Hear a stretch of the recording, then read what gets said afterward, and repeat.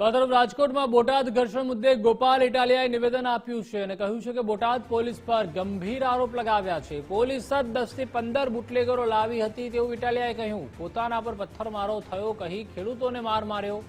રાજુ કપરાળા સહિત કેટલાક આગેવાનોની ધરપકડ થઈ છે।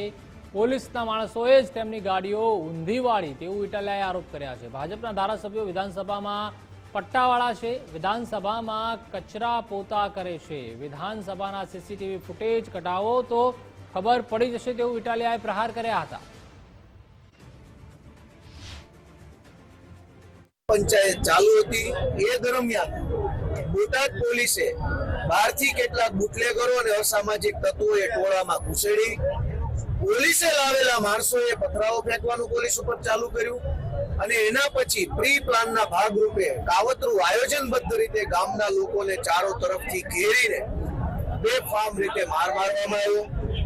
લોકોના ઘરોની અંદર તોડફોડ કરવામાં આવી, દુકાનોમાં તોડફોડ કરવામાં આવી અને રાજુભાઈ અને ઈશુદાનભાઈના નેતૃત્વમાં જે ખેડૂત આંદોલન ચાલે છે એ આંદોલન દબાઈ જાય, ખેડૂતની માંગણી દબાઈ જાય અને આખો મુદ્દો આડા પાટે ચડી જાય એવું આયોજન આજે ભાજપના કહેવાથી બોટાદની પોલીસે કર્યું છે।